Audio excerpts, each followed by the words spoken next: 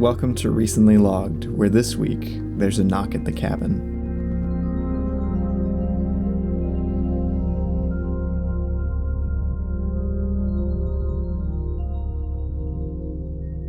Hello. Hello. Wow. Here we are. No. Oh. Should you do like a barbershop quartet thing instead? Is that what you want, Micah? No, you pitched down I'm for your sorry. hello. You sounded mad at the audience. Hey. Ugh. Ugh.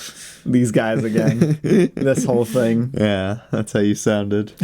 Well, speaking of this whole thing, Micah. Huh? What? Let's introduce the people to the show. Who? Huh? It's called Recently Logged, and we talk about the movies. Well, they already clicked on it. They know what it's called. They and might not that we're know. talking about the movies. They might not know. Well, they know we're talking about a movie, probably, but they might not know what the show is, you know? Well, anyway. Here we are. Anyway, Robbie, since you already said my name. Yes. What are we talking about today? Today we're talking about the latest directorial effort from M. Night Shyamalan. A pretty towering figure in film, I would say. Very interesting. Very interesting figure in film in recent years. Well, I guess, general. Yeah, in general. Yeah. He's had some weird phases in his career. And this new phase, we've already covered the first movie he did for Universal in his 2-picture deal. This is the second one that we're covering today. But we talked about Old already last season, I think. Hot takes. Yeah, our hot take on Old. And this week we're talking about his new Universal movie, Knock at the Cabin. Gotta play it every time we say it. You gotta have that. I really want that. It better be in the edit. Oh my gosh. It's just gotta happen. So, do we want to get into our brief thought? Well, no, let's tell the people what they need to know about the movie first, Micah. For some reason, I thought we did brief thoughts and then basic facts, but that wouldn't make any sense. That wouldn't make any sense. I'm tired. I just woke up. Let's tell the people what they need to know about Knock at the Cabin. Let's.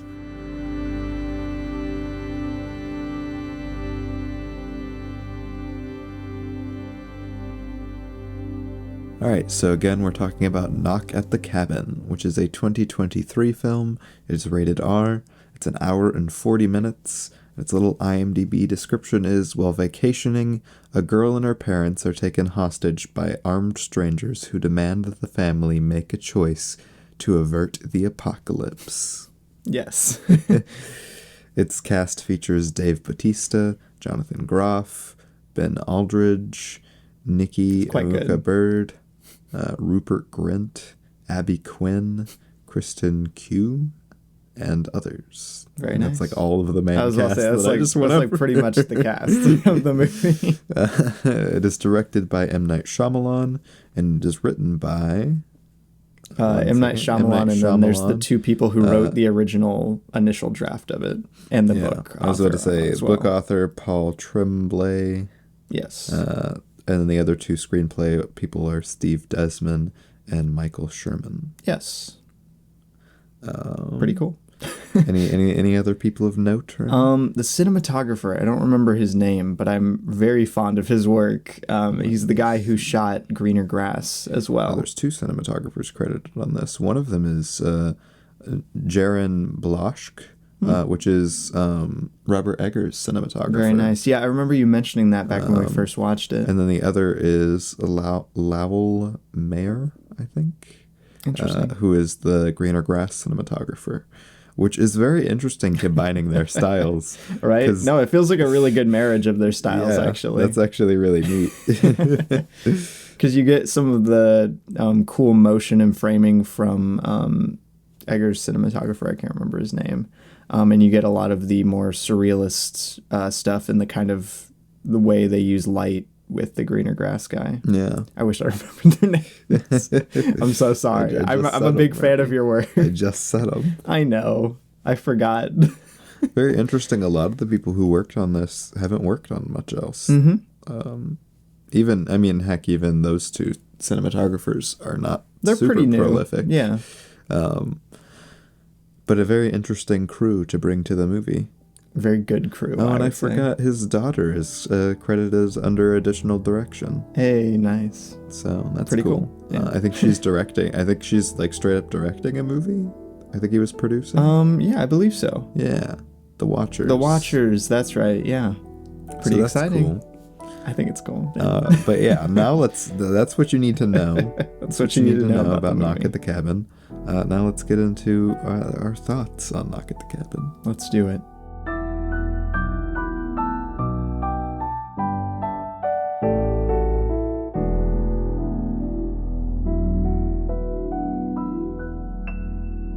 So, Rabbi. Yes. What do you think of Knock at the Cabin? Knock at the Cabin. I think that it's perhaps Shyamalan's best movie, and if not, it is at least my favorite movie from him. Or it's his favorite movie of all time. No, not my favorite movie of all time. It could be, maybe, I don't know. But I really like it, if that was not clear. I really adore its cinematography and its lighting. I found out that they used a lot of 90s lenses, specifically lenses manufactured in the 90s to give it a more retro feel, and I think it really works. Again, framing, lighting, blocking, visually I think it's a masterwork, regardless of some of its other elements being kind of weird sometimes. I love the cast. Dave Bautista, most people praise his performance in this, and it's for good reason. I think he's the standout of this cast. He's phenomenal here, but the whole ensemble is great. I love the screenplay personally. I know a lot of people think the dialogue can be kind of clunky. And I think, I don't know, I think it works. Criticize Shyamalan for his dialogue. Yeah, I don't know. I think in this instance, a lot more than some of his other movies, I think the kind of way he writes works a lot better because it's meant to be kind of stilted and vague almost. Having seen Old and this, the dialogue works in this way better than Old. I was about to say, it makes a lot more sense. Old is a little rough sometimes. That's a much better criticism for Old than Knock at the Cabin, I think. But yeah, I like the screenplay a lot. I love the symbolism. I love how love-driven the entire movie is. That's the whole thing with this, and I think it works really, really well. Yeah, I don't know. I think it's a phenomenal movie. It's really well paced too and edited. So I have a great time watching it. I've seen it twice now. So what'd you rate it? I rated it a 5 out of 5. I think it's pretty darn close to perfect. I have a few problems with the way it handles its plot elements near the end, like most people do. But yeah, I think it's pretty close to perfect. What about you, Micah? What do you think of Knock at the Cabin? Your brief thoughts are never so brief, Rebby. That was only that was a minute. No, it was not. But anyway, I like Knock at the Cabin. I think it's a cool, good movie. Wow. I think it's shot really well. I love the cast. Again, Dave Bautista is definitely a standout. Yes. Somebody made a joke. They were imagine for, I think it was actually Houston, but he was imagine if Dwayne "The Rock" Johnson played this role, it would be laughable. Oh man. Yeah, no, Dave Bautista's such a good actor, man. The cinematography and the editing are really, really fantastic. Again, this movie really is just kind of a visual masterwork, a lot of the times because of the blocking and framing all working together in kind of a seamless nature. It's amazing. I think it's so cool. Yeah. I like the tension that the movie has going for a lot of it, and it's really just kind of an enjoyable story. I really love the central romance, and I love the themes and everything. I think it's kind of goofy, but in a fun way. It's a little silly. Sure. And then it's just not it's not my favorite thing in the world. It doesn't fully hit it in the end for me, but I do really get emotionally connected to the story. Yeah, I think that's really what sells it, I think. I give it a 4.5 out of 5. Very nice. Very nice. I guess that's our summarized thoughts. Yeah. Do you have a question you wanted to kick us off with? Sure, I've got a question. Alrighty. What's your favorite scene or sequence? Favorite scene or sequence? This is a really tough movie to pick that out for. Since the whole thing is kind of one continuous sequence, really. Wow. Except for the flashbacks. I honestly don't know. I think it's pretty like nonstop great the whole time. So I would have a hard time plucking something out. Is there like a moment you enjoy most? Anything? I don't know. There's any particular beats you want to even just shout out? I really like. I don't know. I really like the sacrifice scene at the end. I really like basically any of the flashbacks. I don't know. It's tough, I think, to pick something. I wish I had more to say. I don't know. Or he's like, I don't think Robbie actually likes any scenes in this movie. He can't pick any out. I really like, for me, the initial little bit, especially with really, I love a lot of this from when Dave Bautista's character first comes. Yeah, Leonard. Yeah. And all the way up to like Redmond's death is probably my favorite. Yeah, like the opening of the movie. Yeah, the entire opening is really, really fantastic. So and it's usually when I'm most invested in the movie. Interesting. I think it's got some really amazing cinematography during that moment and does a really good job of like kind of getting you very interested in what's happening, what's going on, who these characters are. Leonard especially is a really fun character. Yeah. And being able to get introduced to him in that way is always very interesting to me. Plus you got the whole grasshopper thing. That is true. Which I think is important. The opening scene is really good. I should have thought of that. No, Ravi, you didn't think of that. I don't know. You didn't think of anything. My brain is like, it's all one movie. But it's not, Ravi. There are scenes. Even that's multiple different scenes. I was about to say, even on a more technical level, it's split into like 4 sections. Yeah.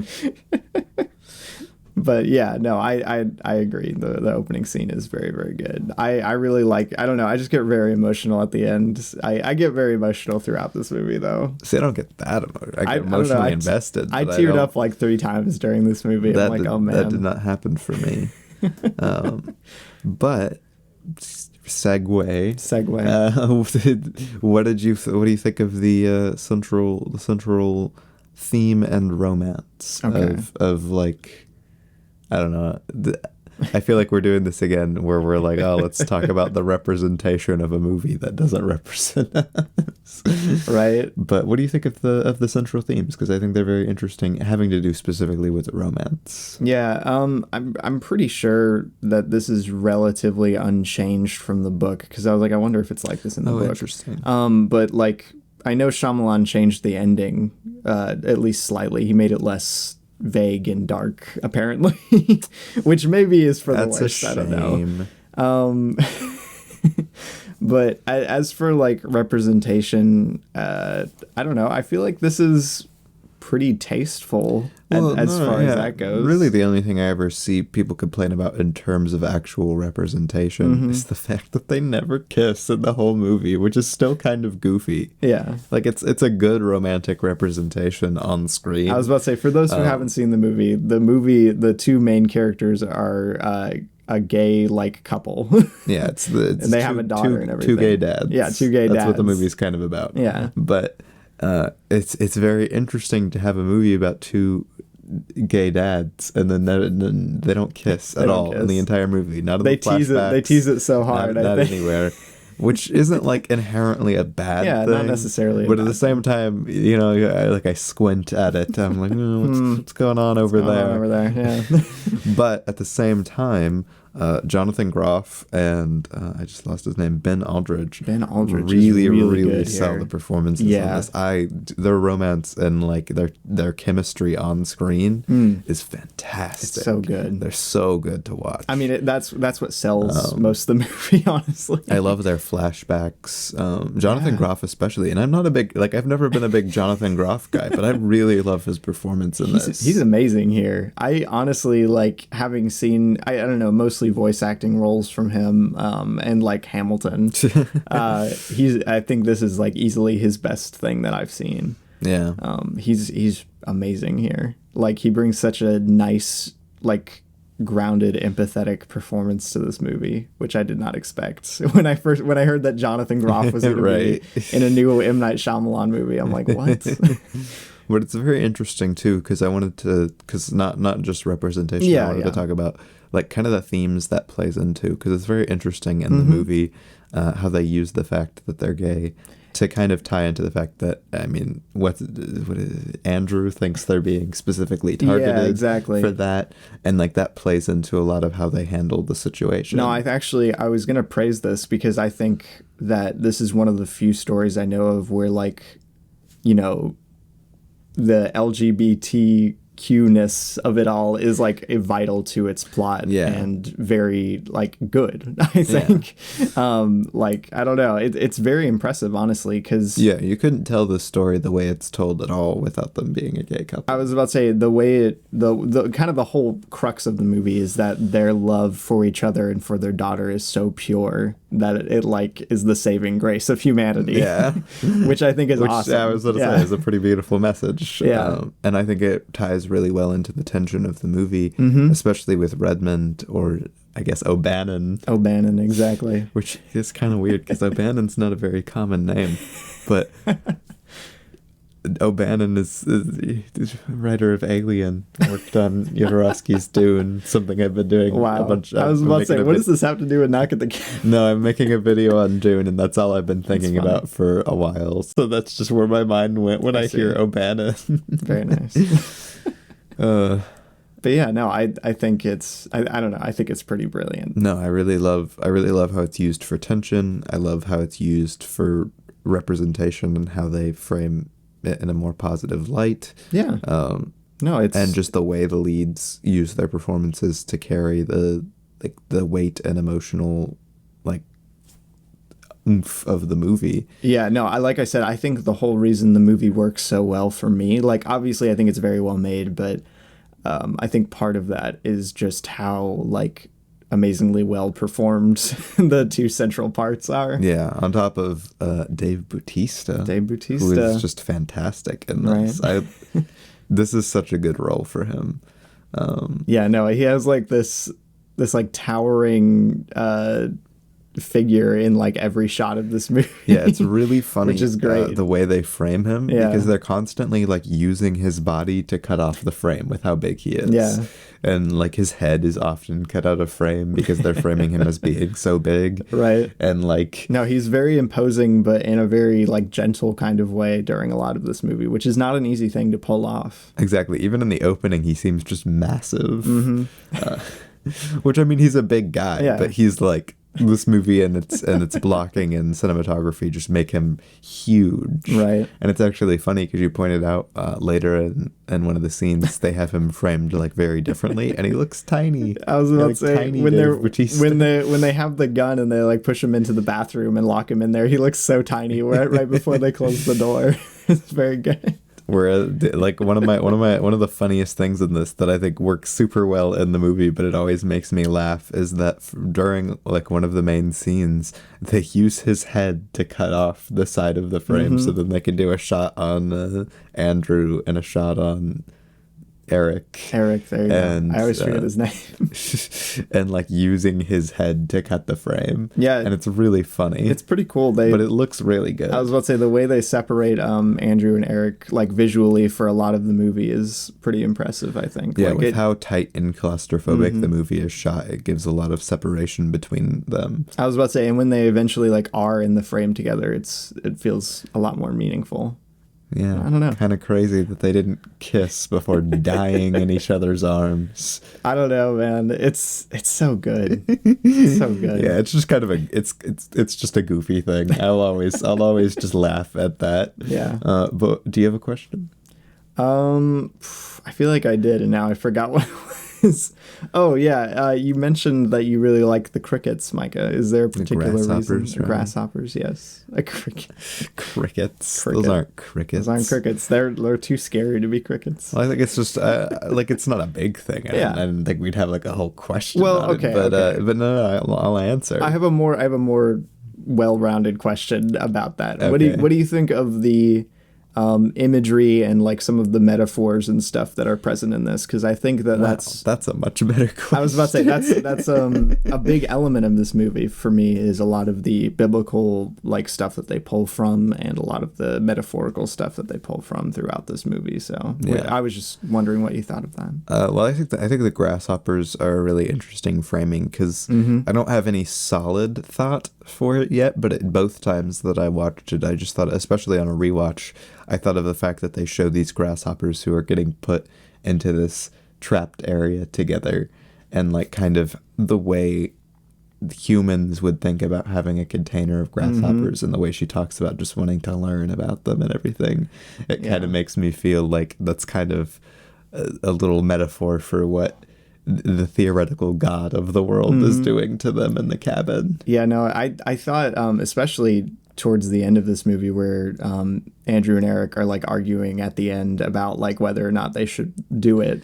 I was like, this is kind of like the quintessential two sides of like humanity's good, humanity's evil thing that you could easily see like a god figure having, you know, like it happens all the time in like Greek mythology and stuff. No, that makes their dynamic so much more compelling, I think. Right. Having the two extremes of like each side of like, is humanity worth it kind of thing. And also it being a romance really helps with that too. Helps escalate it. But outside of just the grasshoppers, because that's just an initial thing, there's a lot of really, really good imagery and an interesting work of religion in general throughout the movie. Like, I made a joke in my review about it being gay Jesus, but that's, I mean, that's kind of his love, because of their pure love, they sacrifice something, specifically a life for the sins of the world. Right. And at one point, I still think this is so funny. While Andrew is in the car, the one lady comes up and stabs him in the side with a spear. Oh, gosh. I was like, It's just like the Bible. It's just like the Bible. Just like that book, the Bible. I think that ties into a lot of its central themes of love really, really well. Yeah. And also the interesting stuff about the apocalypse in general and what they're going with that is interesting. I don't think that all fully works, but mainly just because at the very end, Eric's like, they're the four horsemen of the apocalypse. No, I still think I was actually going to praise the four horsemen thing that this movie does. But they're very clearly the four horsemen of the apocalypse without them saying. But I think it's a really like clever, I don't know, not subversion necessarily. That's the wrong word for it. But it's a nice angle of the four horsemen. If you are going to put them in a movie, instead of showing like these four horsemen like causing devastation to the world, it's showing the virtues of the world like through the different like aspects. Even though they still are causing devastation. I was about to say, they're still bringing the judgment, but also their positive traits are a subversion of that. Like it's each of them have different traits that represent things in the world. Exactly. No, and I think that's a really just clever thing to do. I think it makes the whole thing a lot more nuanced and a lot more interesting to watch than just like we're the four horsemen. It's us. I'm famine. You know? Like that sort of thing. Yeah, exactly. Want to come to my restaurant? I was about to say, like, the fact that one of the four horsemen is famine, and then you have that horseman be like a chef and like really wants to nourish people. Food, exactly. Yeah. I think it's a really cool angle. I like it. It's a cool screenplay. It is. Yeah. And I still think one of my disappointments, and I know you could be like, oh, it's just atmosphere to get you into the movie, but it really makes me sad that the opening credits look so sick. Like they keep showing you the sketches that you have to assume that those are like the people drawing out their visions, right? Yeah, like, that's my assumption. Yes, of course, that's what it's applied to be. It's them drawing out their visions because it's on like random things like a newspaper and a napkin and whatever. But like, it still makes me sad that we don't get anything nearly as cool looking as those drawings. Yeah, I was about to say the imagery in the opening credits is a lot more, I don't know, a lot evocative. more haunting and haunting evocative. than a lot of the stuff we get later on in the movie. Like I still think the planes falling out of the sky is like one of the more haunting images. Yeah, of the planes falling out of the sky is really, really cool. That's a very, especially just like the en masse kind of planes falling out of. It looks crazy. That's a really cool moment.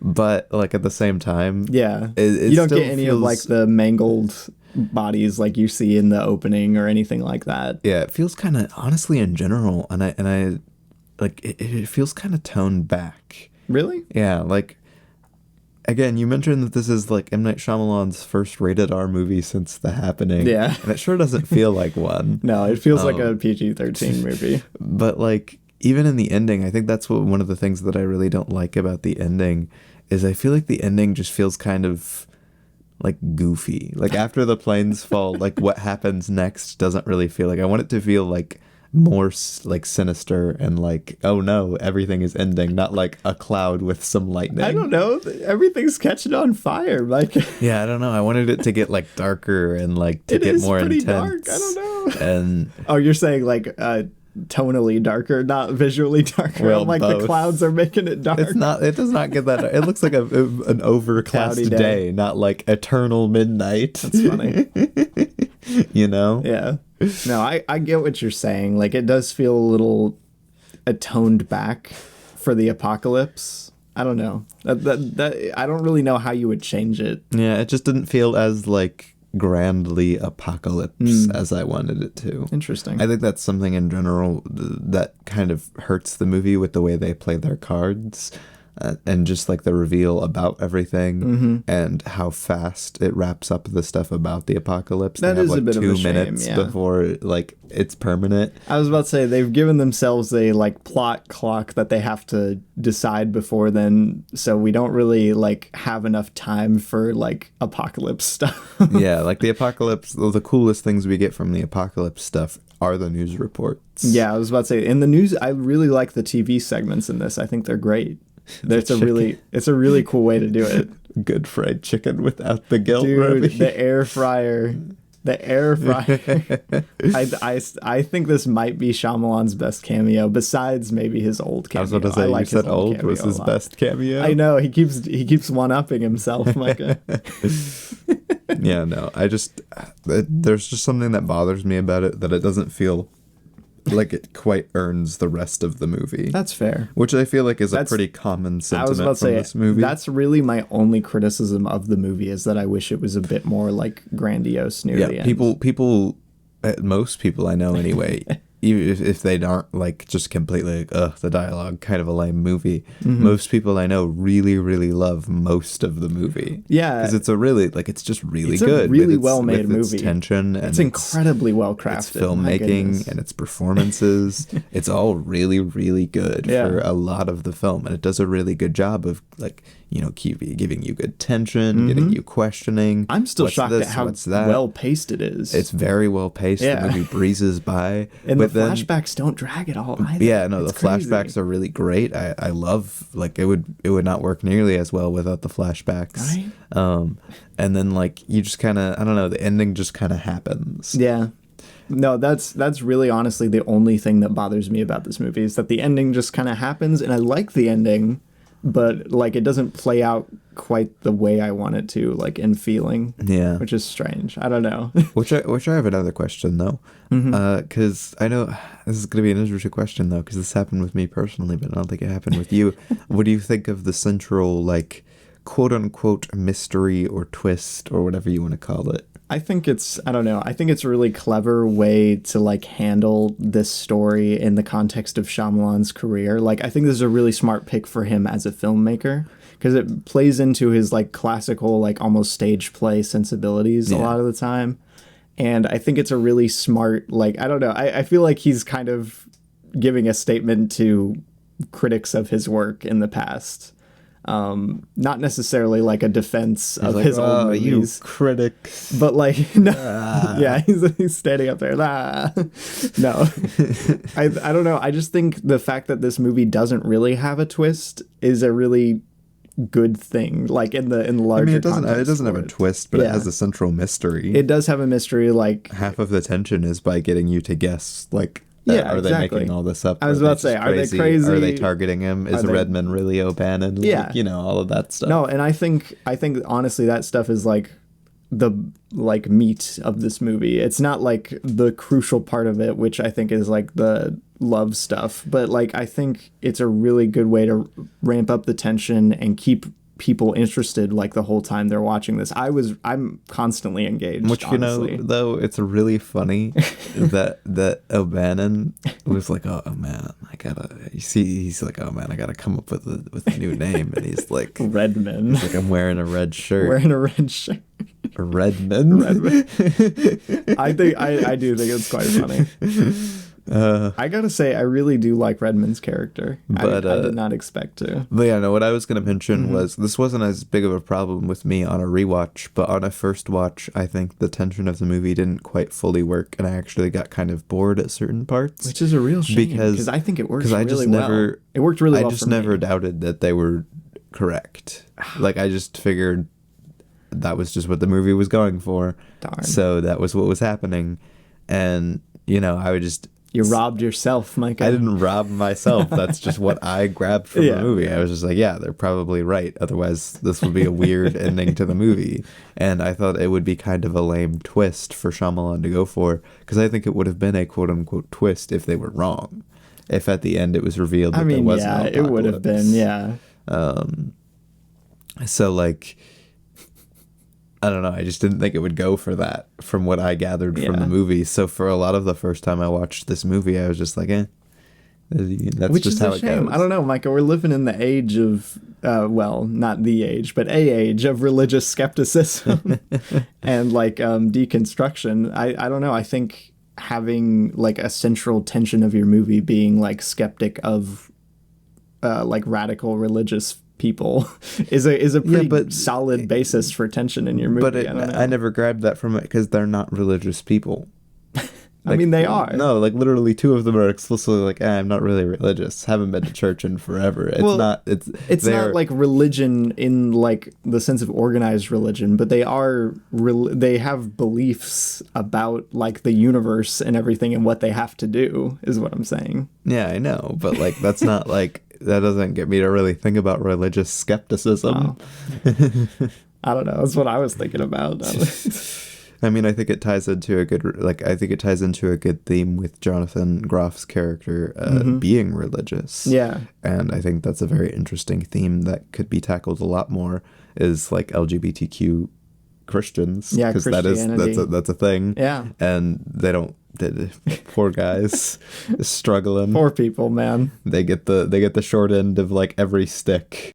But again, the tension the first time around on a rewatch, it was a lot better because I already knew what the movie was going to do, and I was like, okay, and I could kind of handle it with what it was like. I could fully deal with it on its level, and I just enjoyed it more.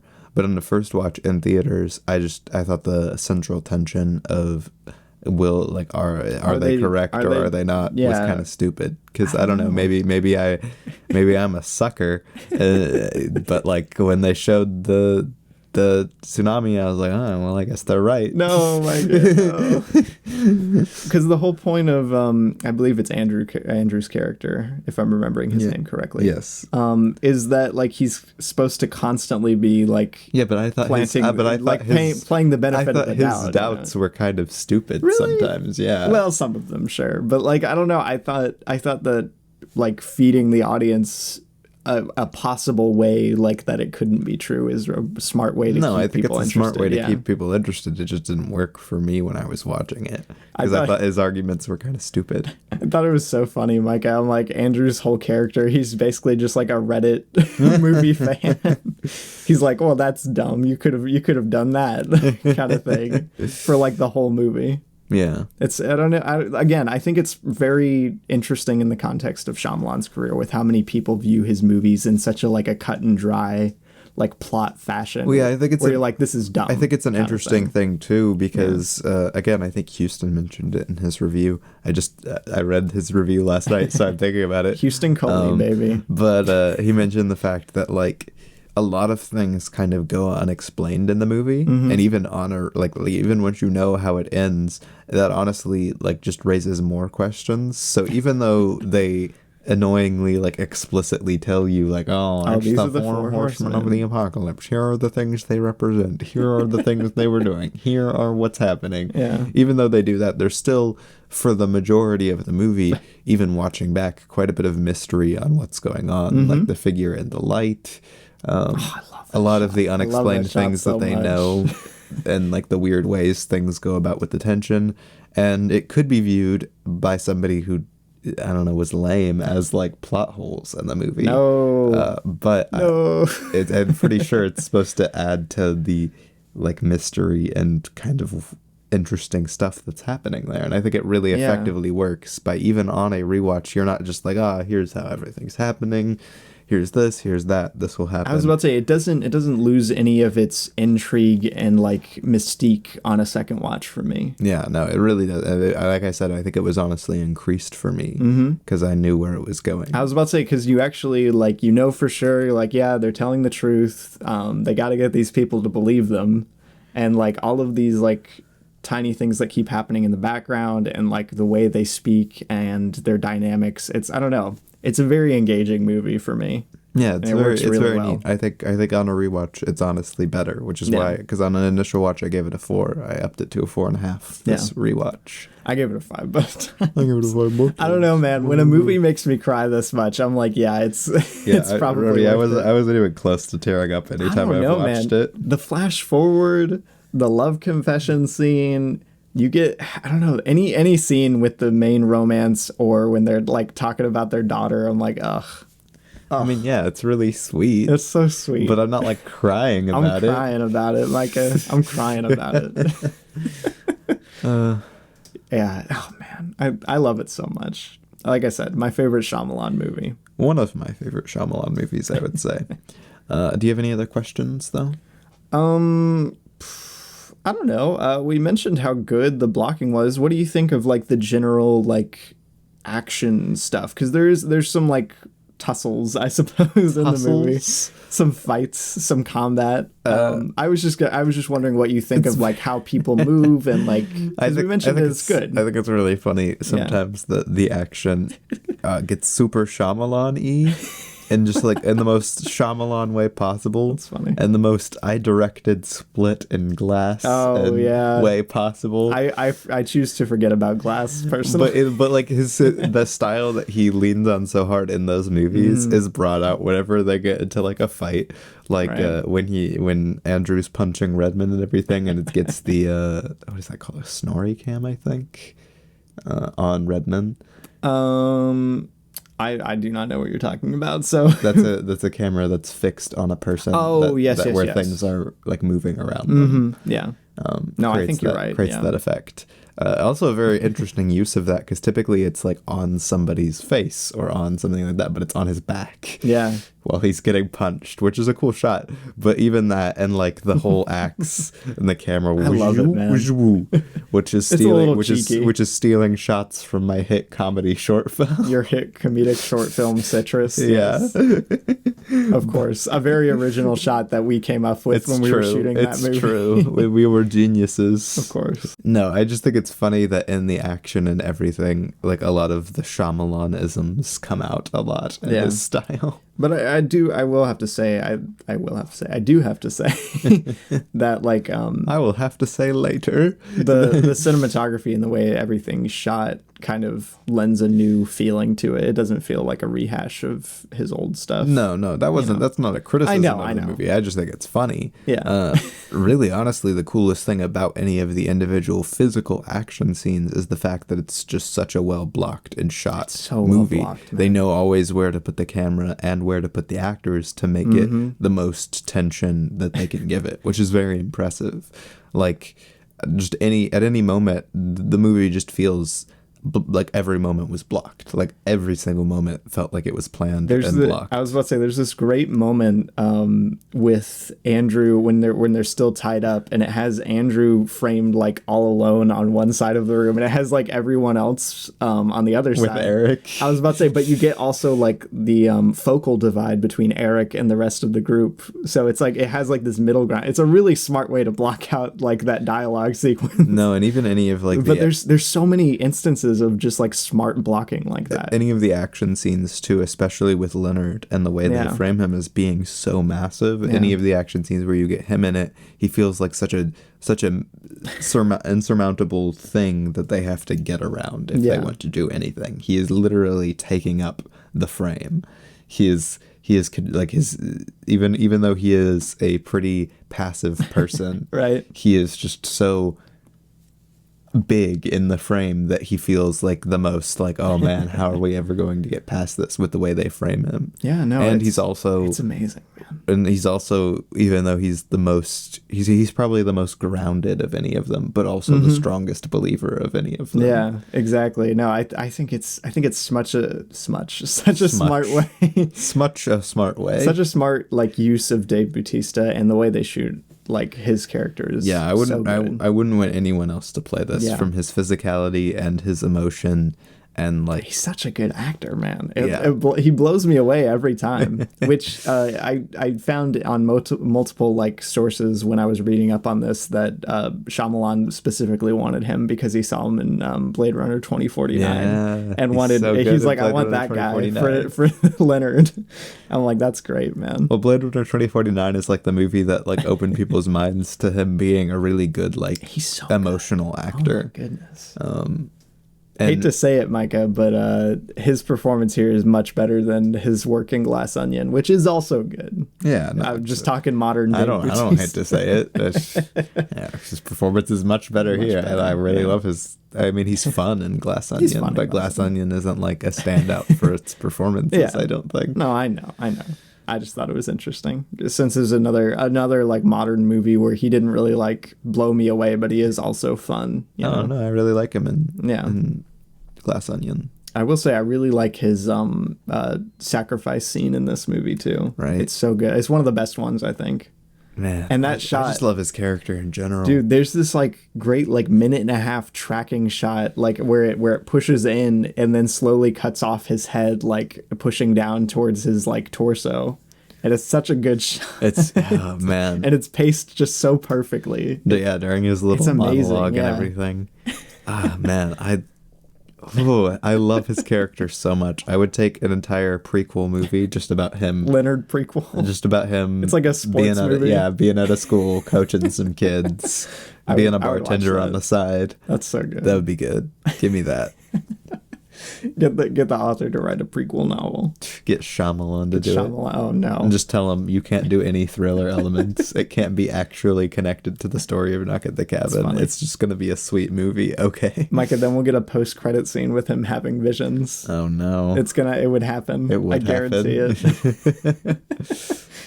But yeah, is there anything else you wanted to bring up? I can't really. That was the big other thing that I wanted to like, mention. That's like the movie. You know? It's not a very long movie. It's not much happens. It's a very straightforward movie. Like you say the premise and you say the ending, and you can pretty much fill out the middle. Yeah, we even mentioned the flashbacks. I think the flashbacks are really effective and really brilliant, good, man.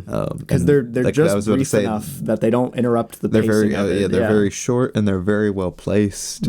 And like downbeats in the story. It's great, man. So that's fantastic, and it's really good. Really, my biggest thing is it just doesn't fully hit it out of the park at the end. Yeah, and I tend to agree. It's just not as big of a detractor for me.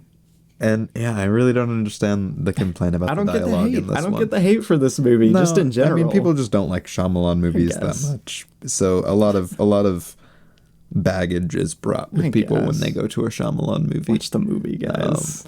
But I don't understand. I still don't understand the complaint about like laughing at the dialogue and everything. Like I saw like a person. I mean, that's a very subjective I saw a person thing. go on for a while though about the "he likes pancakes" line. Like that's a great line. What's wrong? Like even if it's, I don't even consider it to be a great line. But the way, like, what's wrong with that line? Like, I don't know. oh, like they were being like, oh yeah, what kid doesn't like like that was what they were making fun of it. I was just like, what are you talking about? Why are you like this? I actually, is it bad that I teared up at the "he likes pancakes" line? Is that a bad sign? She's intentionally lying about having a kid. No, she has a kid. No, she's lying about it. What do you mean? They literally, like, at 2 scenes... They show the picture of her kid. Yeah, with the hat and everything, like, at her food truck. That's not inherently her kid, Rafi. Oh, my gosh. They set up, like, 2 scenes earlier that she's gonna say whatever she has to. I mean, yeah, but she does have a kid. I'm pretty sure. That's probably, like, her niece or nephew, I mean. Oh, my gosh. I don't believe it. Listen, man, I was crying. Everyone was crying in the theater. It was a pool of tears. I don't think anyone else was crying in the theater. The pancake line.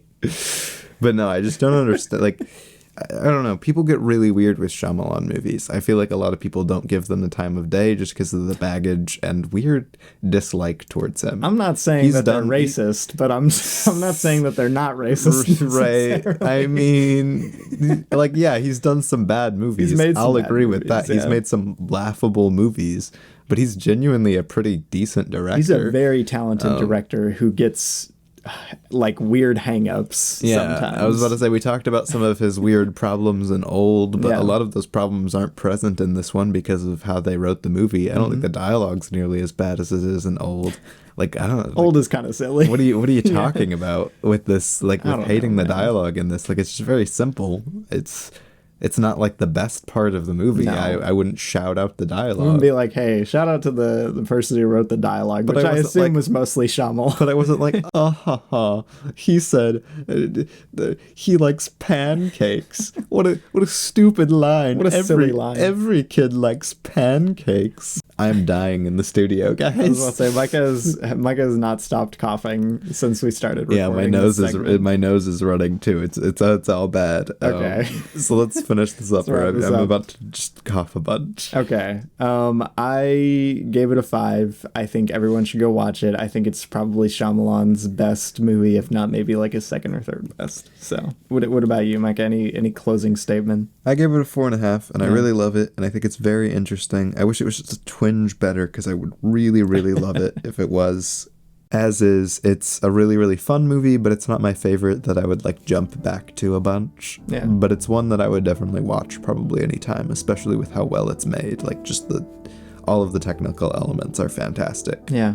I would watch it again just for its like pacing and cinematography and everything. But yeah, it's a very cool movie with a very cool message. I like its representation and its religious themes, and it's cool. You should go watch it. And I guess we will now move on to our next segment. Yes.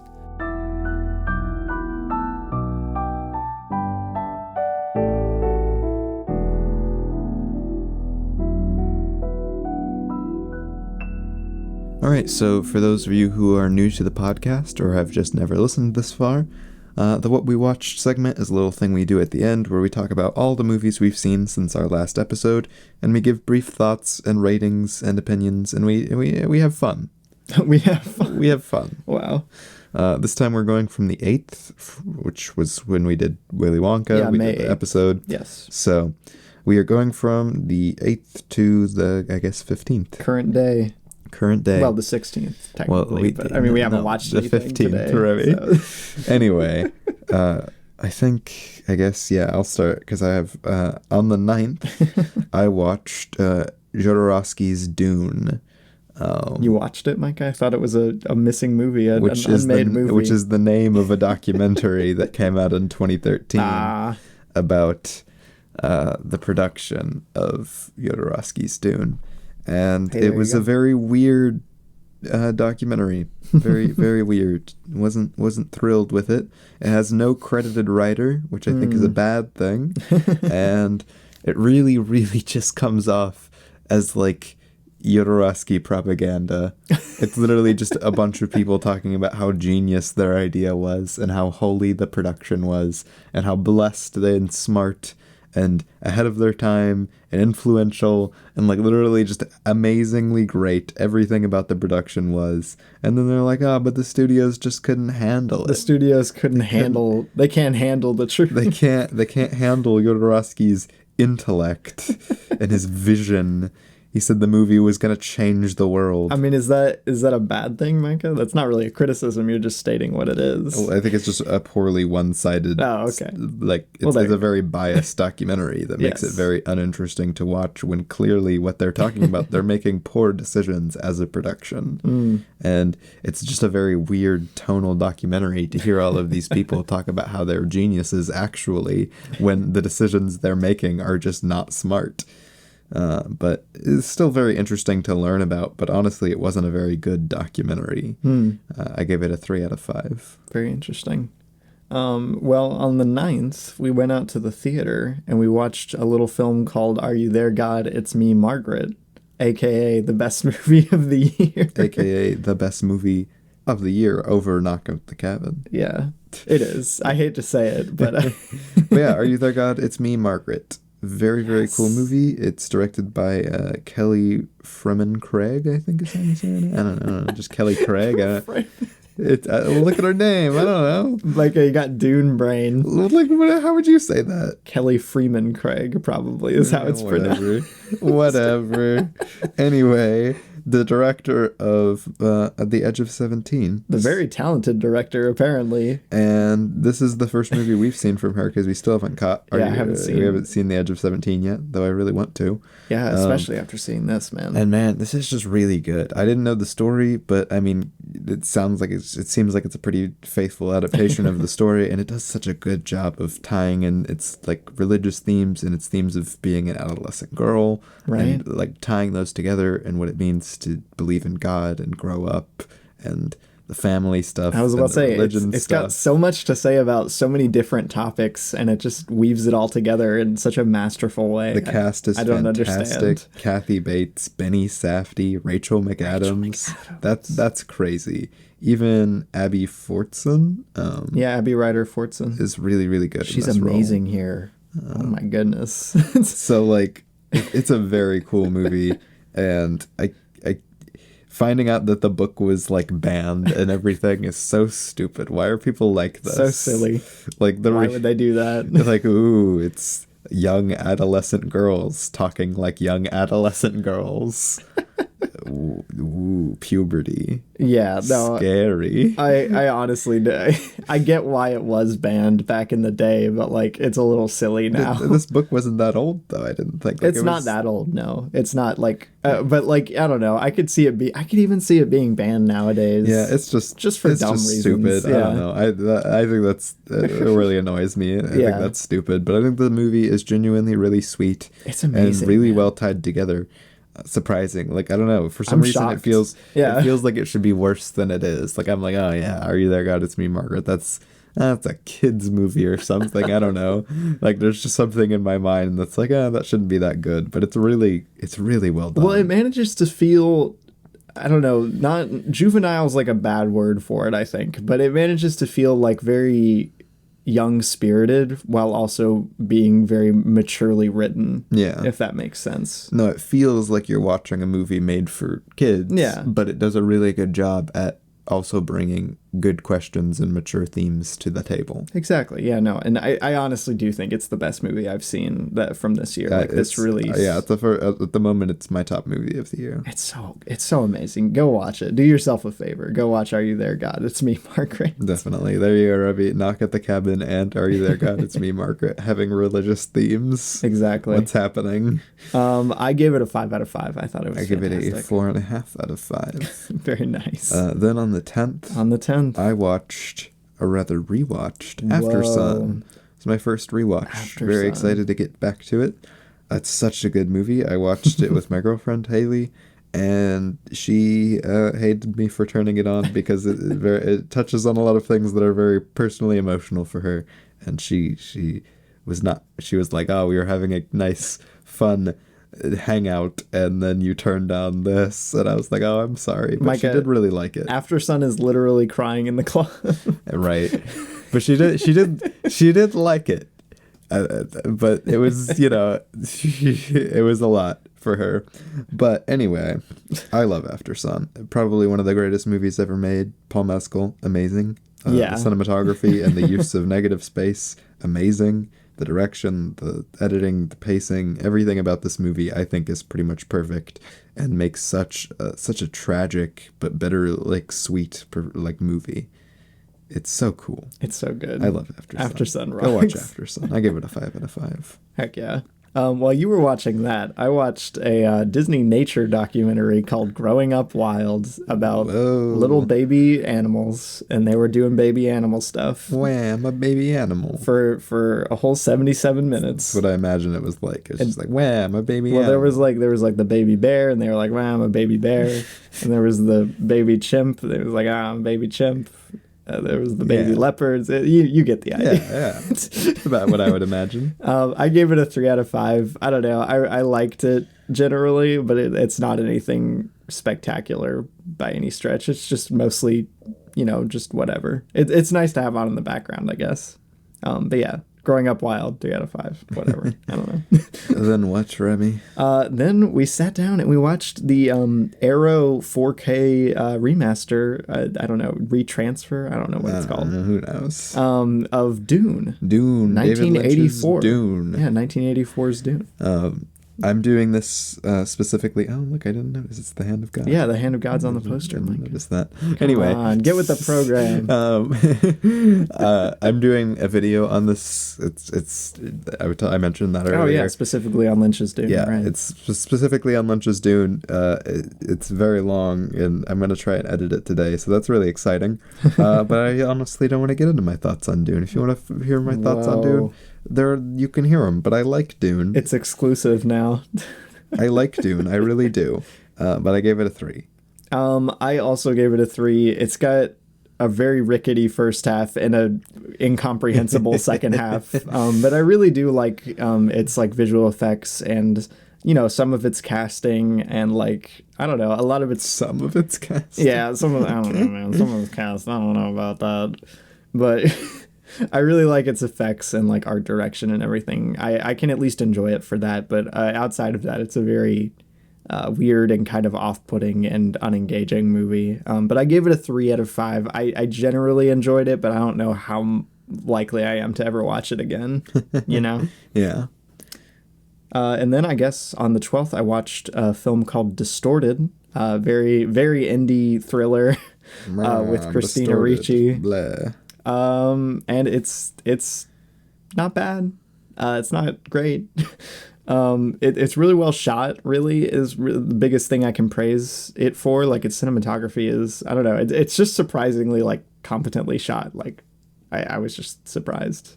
It's undercut by a lot of, like, silly stuff. Again, it's like a psychological thriller about, like, brainwashing government computers. I don't know. It's kind of silly, but I enjoyed it generally, so I gave it a 3 out of 5. Wow. It's called Distorted.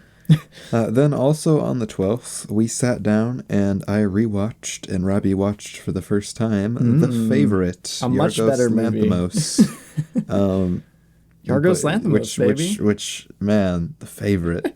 What a movie. It's so good, man. What a movie. What a movie. I love this movie. It's honestly one of just like the most fun movies I could probably think of. It's cinematography, obviously, as most people mention, is outstanding, but it's really amazing, the big standout for me, even beyond like the editing and everything, is the performances. I just love the performances in this from the 3 leads so much, and especially Emma Stone. This is just easily Emma Stone's best. I was about to say, this is like, without a doubt, her best role. La La Land might be close-ish, but like, it's not as, I don't know. This shows her range a lot more. Right.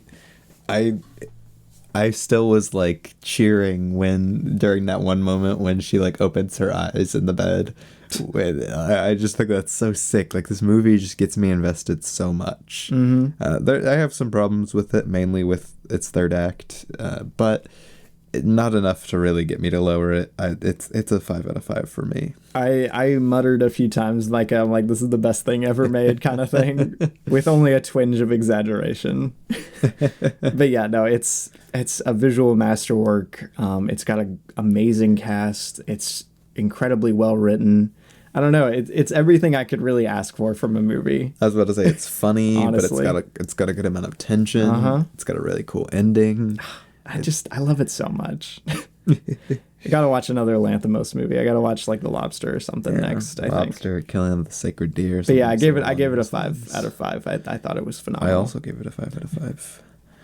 Then, Robbie, what did you watch? I watched a film called Austin Powers, International Man of Mystery. Wow, I've never heard of that. Never heard of a little film called Austin Powers, Micah. It's got Mike Myers as Shrek.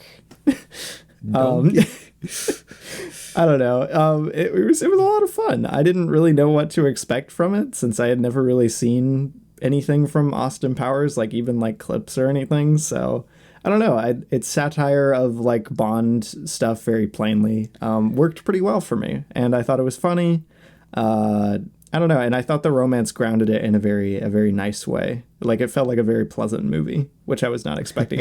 A lot of old comedies tend to feel kind of gross-ish, and this didn't really have that. It has some like weird transphobic stuff, but like it is a 90s comedy, so I don't know what I expected. Peter Deming, one of my favorite cinematographers, shot it, so it looks really good. But yeah, no, I just thought it was solid, and it's really funny. So yeah, I gave it a 4 out of 5. And good stuff. Also on the 14th, I watched Lupin the Third, Voyage to Danger. Voyage to Danger. Why'd they go to danger, Micah? Because they got a voyage to the danger ready. The danger zone. Which, I don't know, I'm a sucker for these movies. I loved this movie. Yeah. I think it was really fun. I loved what they did with the dynamics. I loved the new character. I loved the fact that the inspector works with them and they work with him. Inspector's like the best character. It's so much fun. And there's one person who has given this a half star on Letterboxd, one person who has given it 1 star on Letterboxd, and 2 people who have given it 1.5 stars. And how do you feel, you 4 people? How do your miserable lives feel hating on this movie? I was about to say, how, like, I don't know. I can't imagine you watch a Lupin the Third movie, especially one of the more obscure ones, without like loving Lupin the Third, you know? But I don't know. It's really fun. There's not much to say about it. I mean, it's a Lupin the Third movie, and this one is just one of the. It's kind of like when you watch the Scooby-Doo movies, and like, you know, you watch some of them, and you're like, yeah, that's just like one of the Scooby-Doo movies. It's one of them, yeah. This doesn't have anything like super standout, but it is really fun. Nice. And I loved that the whole gang was here working with the inspector. The gang's all here. I love the inspector so much from these movies. It's so good. And Lupin's just really fun in this one. I enjoyed him personally in this. Very nice. 90s Lupin. Nice. But I gave it a 4 out of 5. Very cool. And then we sat down and we streamed Knock at the Cabin. Sadly, we did not go back out to the theater to watch it a second time. In any theaters. I know. I did feel like I was doing it a disservice not watching it in like HDR. It was a lot better watching it in theaters. Yeah. Also, I wanted to shout out. I started The Woman Called Fujiko Mine. The Woman Called Fujiko Mine, which is one of the most a TV show. acclaimed shows from the Lupin series. Very nice. And it's been very, very good so far. I'm really looking forward to seeing how it goes. I guess if we're shouting out like shows we're watching, I started Christopher Miller's Apple TV Plus show, The After Party. And it's been pretty fun so far. I mentioned that it's pretty much like a perfect marriage of like Apple TV Plus isms in their production and Christopher Miller's like stylistic sensibilities in his writing and direction and everything. So it's fun, but it's not like the best thing he's worked on. So yeah. I don't know. We'll see how it ends up wrapping up. I'm only like 3 episodes in. So, well, that is all we've watched. That's what we watched over the past week. We'll probably catch you guys next week with Alien Resurrection, which apparently has Ripley shooting hoops, having a good time. Yay. Ripley will never be ballin'. Never be ballin', exactly. I can't wait to see Resurrection. I'm pretty excited. Go watch After Sun. Go watch After Sun. Go watch Are You There, God? It's Me, Marc. Oh my goodness, yes. Please go watch Are You There, God? Go watch a Lupin movie. Go watch Castle Cagliostro is so good. Go watch that. Go watch movies. Go watch some good movies. And keep a lookout on my channel, M. Grayway Films. Linked in the description. Linked in the description because I'm working on a new big video. It's probably going to be my longest video, and I'm really excited, and I really liked the script, so very cool. It might be good. Who knows? You'll have to find out. But yeah, we'll catch you guys in the next one. Bye.